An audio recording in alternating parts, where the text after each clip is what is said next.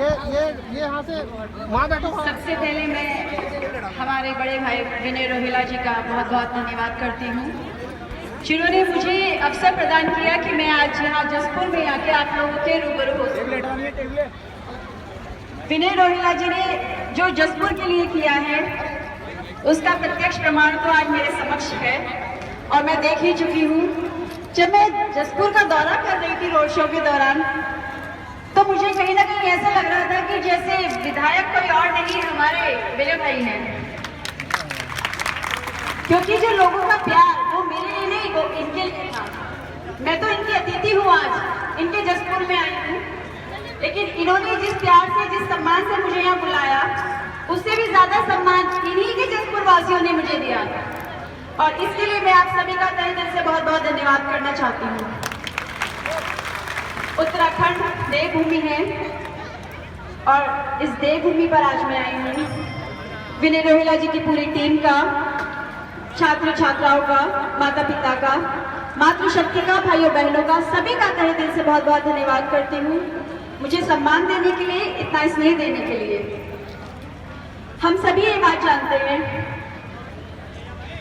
कि उत्तराखंड उत्तर प्रदेश का हिस्सा हुआ करता था और माननीय अटल बिहारी वाजपेयी जी के नेतृत्व में बीजेपी ने ही उत्तराखंड को उत्तराखंड बनाया था।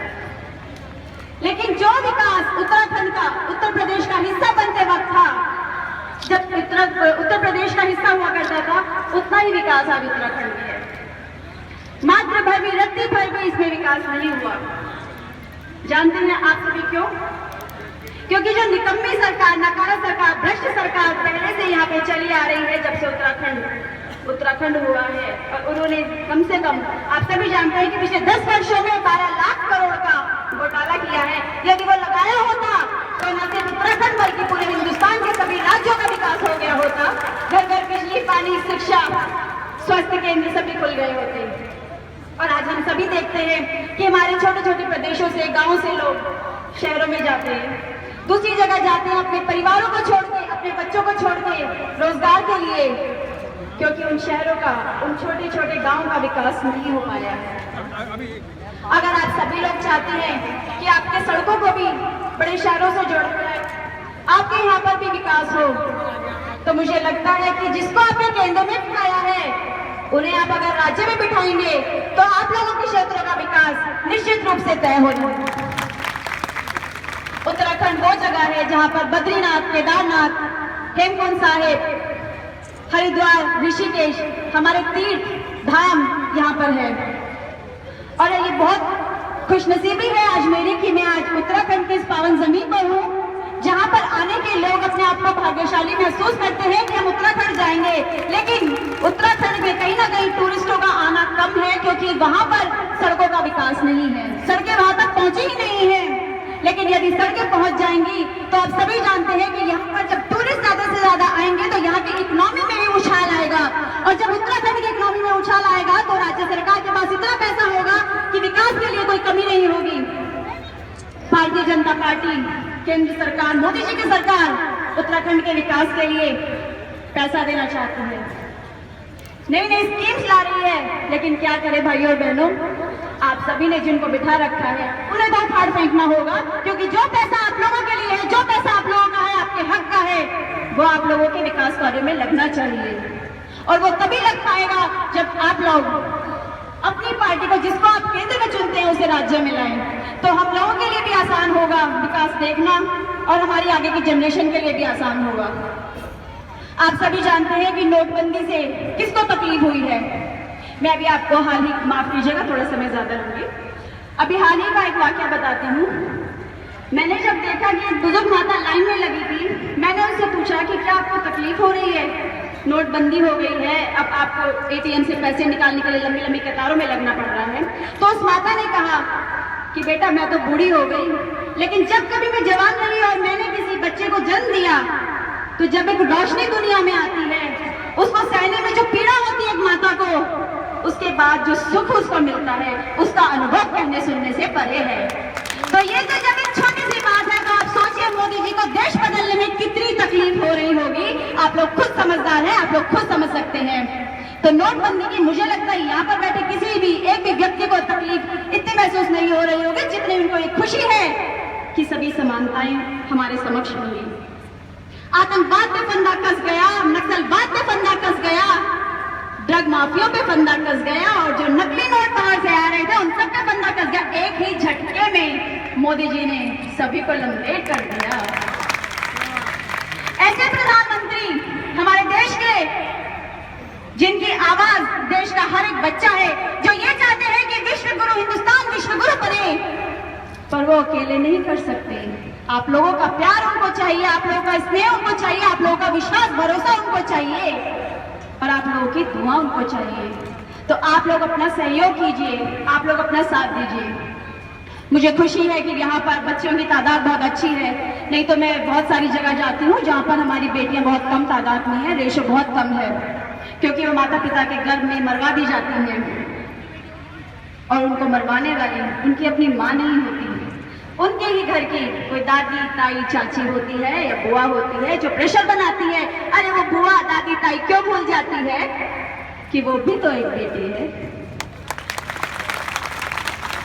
हमारे माननीय प्रधानमंत्री श्री नरेंद्र भाई मोदी जी ने बेटी बचाओ बेटी पढ़ाओ अभियान को चलाया है। आप सभी इस बात को अच्छी तरह से जानते हैं, और कहीं ना कहीं मैं इस अभियान से जुड़ी हुई हूँ, और जितना हो सकता है कि मैं इसमें जागरूकता फैलाती हूँ। और मैं आज इस मंच के माध्यम से, रोहिला जी के माध्यम से, आप सभी को, अपने मीडिया भाई बंधुओं के माध्यम से यही कहना चाहूंगी कि मातृशक्ति जरूर इस अभियान से जुड़े, क्योंकि कोई माँ अपने बच्चे को कभी नहीं मरवाती।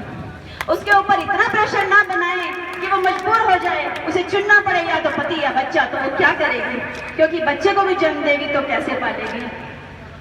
और मैं आप सभी से एक और बात कहना चाहूंगी, क्योंकि बेटियां यहाँ पर बैठी हैं और माता पिता भी यहाँ पर हैं, चाहे वो टीचर के रूप में हो, चाहे वो हम सभी के बीच में कोई भी हो, लेकिन माता पिता जरूर है वो एक बार को। और उनसे मैं यही कहना चाहूंगी कि कहीं ना कहीं आप लोग अपनी बेटियों को जो कमजोर बना देते हैं वो छोड़ दें।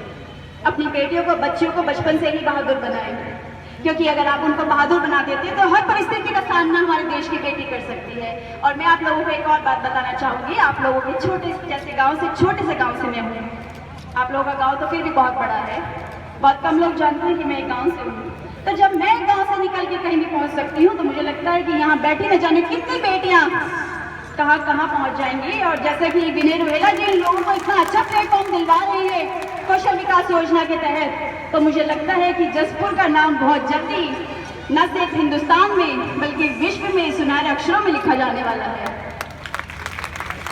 हम सभी जानते हैं कि किसी भी देश के सामाजिक और आर्थिक विकास के लिए दो चीज सबसे ज्यादा अहम है, ज्ञान और कौशल।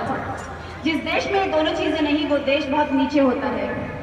और आप सभी को मैं आंकड़ों के हिसाब से भी ये बताना चाहूंगी कि पूरे विश्व में अगर आप नजर मार के देखें तो चाइना, जिसे हम पड़ोसी देश कहते हैं, उसके आंकड़े भी कौशल विकास में 47% है, 47% है।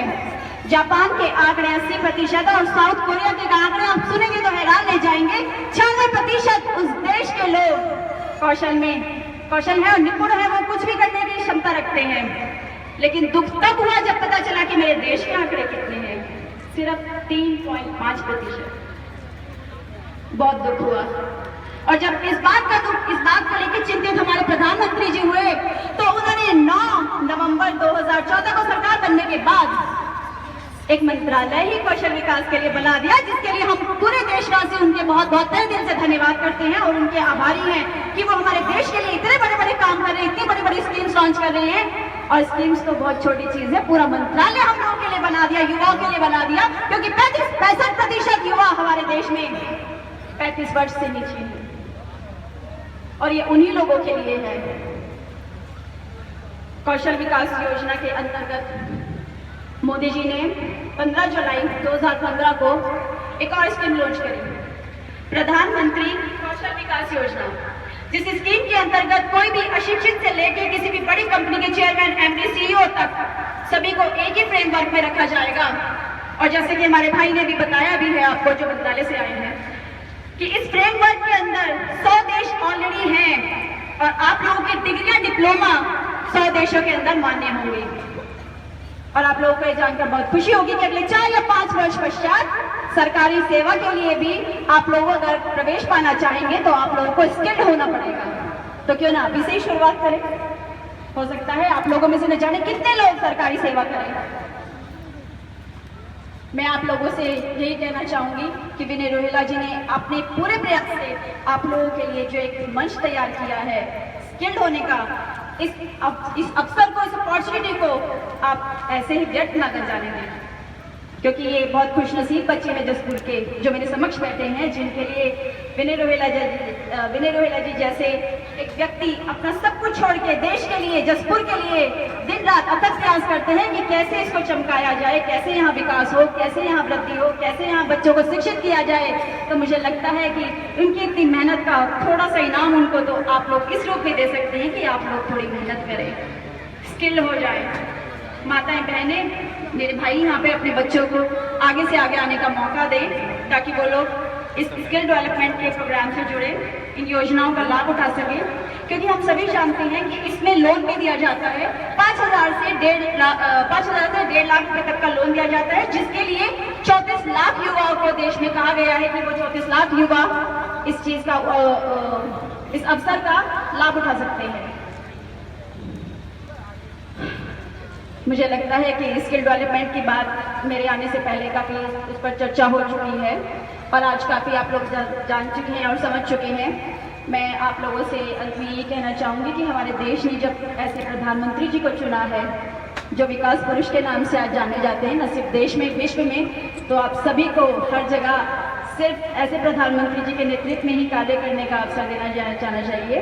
और क्योंकि हम सभी ने देखा है कि अभी पीछे सर्जिकल स्ट्राइक भी हुई थी, सभी लोग ये बात अच्छे तरीके से जानते हैं कि एक वो समय था जब एक गूंगी बहरी सरकार थी, हमारे जवान बॉर्डर पे मरते रहते थे, गोलीबारी चलती रहती थी और वो इंतजार करते रहते थे कि कब दिल्ली से सूचना आए कि वो बराबर से जवाब दे सके, लेकिन गोलीबारी बंद हो जाती थी और उस तक सूचना नहीं पहुंचती। लेकिन हमें गर्व है कि आज हमारे देश में ऐसे प्रधानमंत्री हैं कि जिन्होंने सब कुछ उन्हीं के ऊपर छोड़ा है, उनमें इतना भरोसा दिखाया है कि आज देश का हर जवान ये कहता है कि मुझे फक्र है कि मैं फौज में हूँ, क्योंकि आज मुझे पूरा हक है कि मैं गोलीबारी का जवाब गोलाबारी से दे सकूं। तो हमें ऐसे प्रधानमंत्री जी पे गर्व है। और मैं फिर आप लोगों से अपने अंतिम शब्दों में यही कहना चाहूंगी कि अपने क्षेत्रों का विकास अगर चाहते हैं, अपने गांव का विकास अगर चाहते हैं, तो कम से कम अपने राज्य में एक बार भाजपा को लाइए, तभी सेंट्रल गवर्नमेंट और राज्य की सरकार मिलकर आपके क्षेत्रों का विकास कर पाएंगी, बच्चों के भविष्य को संभाल पाएंगे और आप लोगों को खुद गौरव होगा कि हम जसपुर के निवासी हैं। बहुत बहुत धन्यवाद एक बार फिर से मैं करना चाहूंगी विनय रोहेला जी का, जिन्होंने मुझे यहाँ आने का अवसर प्रदान किया और आज मैं आप लोगों से रूबरू हो सकी और बहुत अच्छा लगा। यहाँ बेटियों की तादाद बहुत अच्छी है, मैं बहुत खुश हूँ कि यहाँ की माताएं बहनें अपने बच्चों में अंतर नहीं करती हैं। और मैं पारुल जी का भी बहुत बहुत धन्यवाद करना चाहूंगी जो काफी देर से मन संभाले हैं। सारे बच्चे धूप में बैठे हैं लेकिन फिर भी यहाँ से हिले तक नहीं। आप सभी का बहुत बहुत आभार व्यक्त करती हूँ, सभी को बहुत बहुत सही से धन्यवाद करती हूँ। धन्यवाद।